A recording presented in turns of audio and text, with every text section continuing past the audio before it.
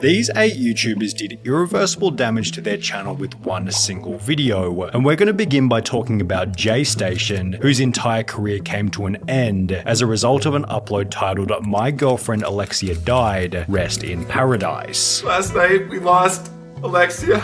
Around 11 p.m. I got a call from her parents telling me what happened. J-Station stated that his girlfriend Alexia had gotten into a car crash and as a result had tragically passed away. J-Station would also go and visit his girlfriend's memorial on the side of the road. This is actually the same road that she passed away on, guys. I'm getting so emotional just being on this road. Where J-Station seemed so emotional that he could barely get out of the car to look.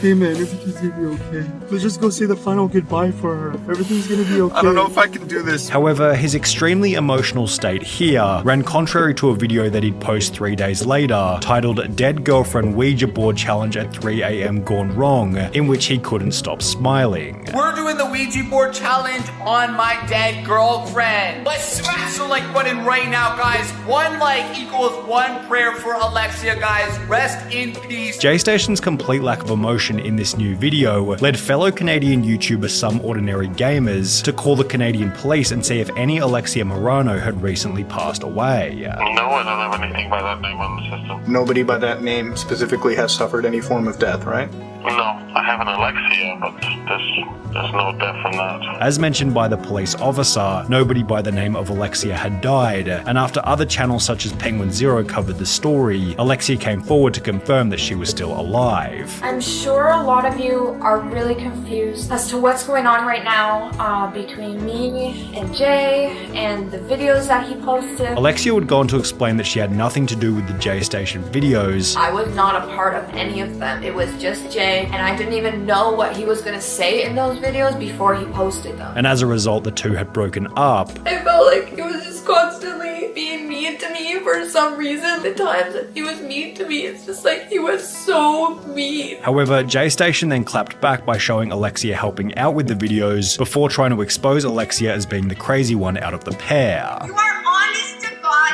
crazy. I have been a good person to you, Alexia. You're a trash human being.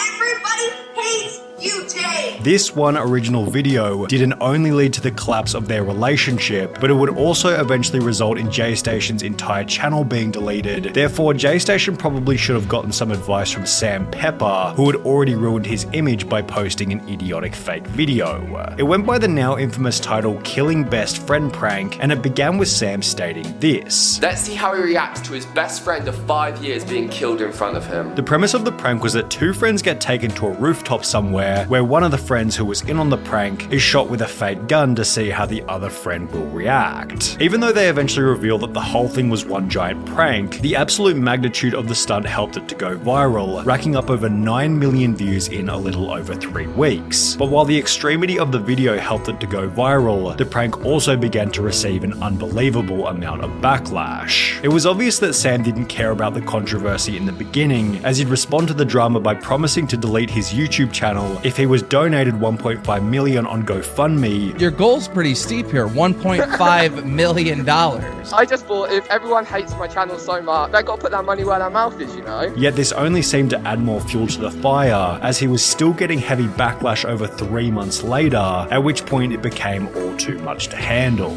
Sam Pepper would not only delete the original prank, but he'd rather unlist every single video from his entire channel, leaving only one fresh new upload titled "I'm Sorry," in which he'd come forward and explain that the video was fake. No wonder people hate me, like I've been an idiot, like I've been stupid. You know exactly what I'm gonna say now, of course it was fake. However, the damage had already been done, and while Sam Pepper has since had some success on TikTok, his channel never really recovered after posting the best friend prank. Brooke Hout's channel never recovered either, as after she'd accidentally uploaded a video of her mistreating her dog, her reputation was destroyed permanently.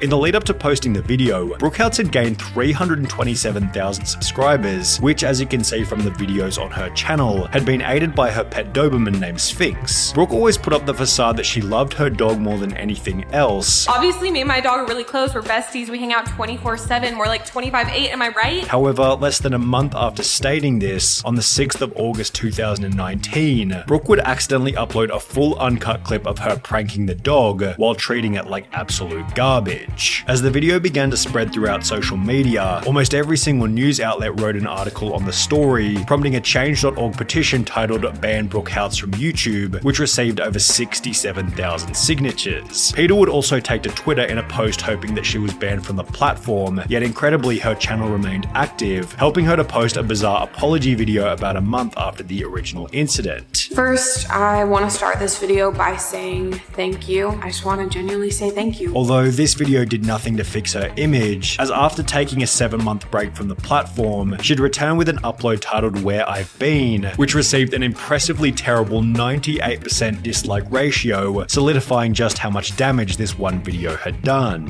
However, at least Brooke was never arrested for the controversy, as when Count Dankula posted a 2-minute 23-second clip of his dog, he'd end up appearing in court. The video was uploaded in April 2016, and the premise was as follows. Girlfriend is always ranting and raving about how cute and adorable her wee dog is, so I thought I would turn them into the least cute thing that I could think of. In order to achieve this, Count Dankula taught his dog to perform a very controversial salute, with the video racking up 2 million views in the weeks after it was uploaded. Initially, the video was seen as a bit of comedic fun. However, on the 18th of February 2017, approximately 10 months later, Count Dankula would post a picture to Twitter confirming that he'd been arrested and would have to appear in court for posting the video. 5 months later, Count Dankula would take to Twitter once again stating, "Trial starts tomorrow, no jury, only a judge. But it will be an open trial as in members of the public can attend, and as a result many fans showed their support at the trial." However, this didn't seem to have any impact on the decision made by the judge, who ruled Count Dankula guilty and ordered him to pay a $1,000 fine. The judge stated, "As a matter of law, the test is not whether the video was offensive, but whether it was grossly offensive. I concluded that your video was not just offensive, but grossly so as well as menacing."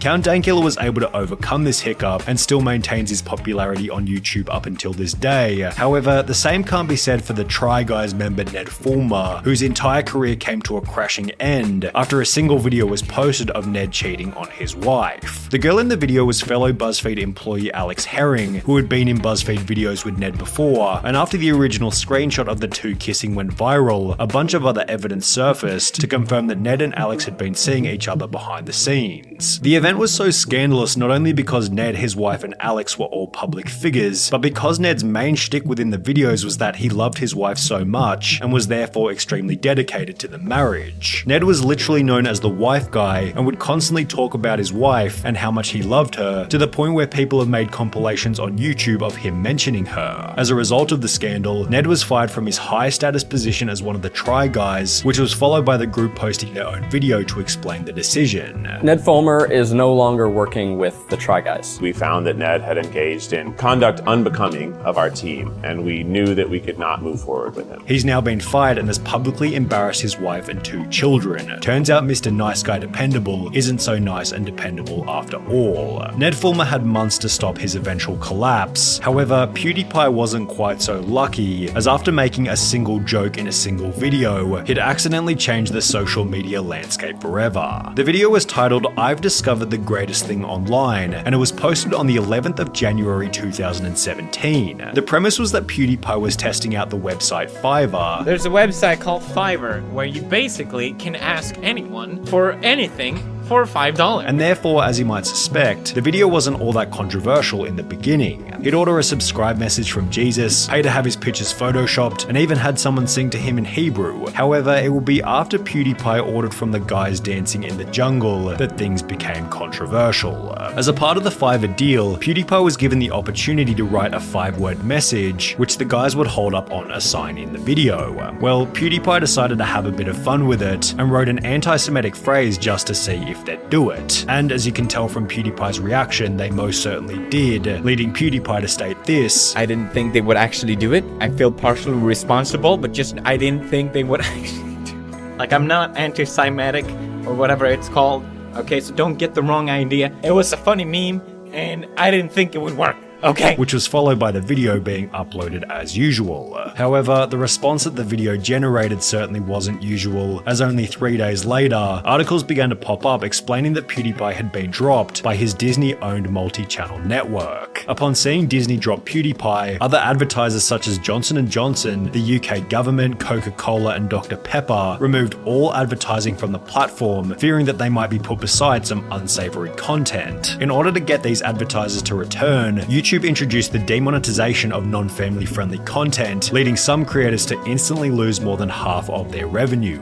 With us, our YouTube money was cut by more than 60%. PewDiePie has since made a pretty good argument for why the adpocalypse wasn't really his fault. However, there was definitely no argument that Ryan Taylor could make after he'd post a completely unhinged video titled Nerf War in Toys R Us. The video began with the explanation that Toys R Us was closing down permanently, and therefore it would serve as the perfect place to have a Nerf war before they officially closed. However, for the exact same reason, the staff members seemed completely unconcerned about keeping their jobs and began to tackle the boys instantly.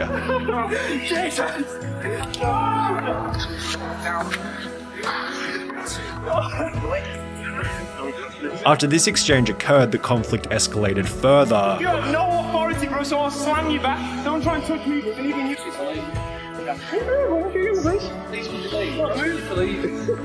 Idiot. Bro, that's not gonna end good, I'm telling you right now.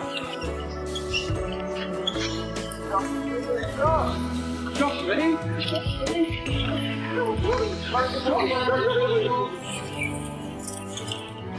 Which eventually resulted in them being kicked out and wrecking half of the store in the process. The video most certainly received a mixed response. Some people saw it as a hilarious piece of entertainment, while others saw Ryan as nothing more than an idiot, messing with low-wage workers who were already about to lose their jobs. But while Ryan Taylor had some support for the controversial video, the same couldn't be said for Logan Paul, who quite possibly holds the gold trophy for the most damage done to a reputation as the result of one single video.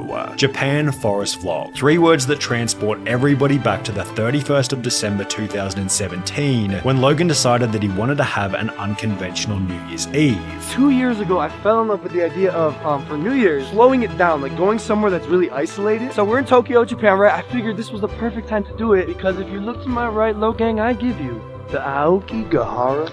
Ooh. After deciding to camp in the forest, Logan and his crew found someone who had recently passed away, and while Logan was extremely serious in the beginning, it wouldn't be long before he began to make jokes. At this point in time, Logan was one of YouTube's most hated creators, so when he uploaded the video, it created the perfect storm for the entire world to pile on with criticism. The pressure put on Logan prompted the now iconic "So Sorry" apology. I've made a severe and continuous lapse in my judgment. And while this video received over 60 million views, making it quite possibly the most well-known mistake in YouTube history, Logan was eventually able to repair his reputation using some very unique strategies.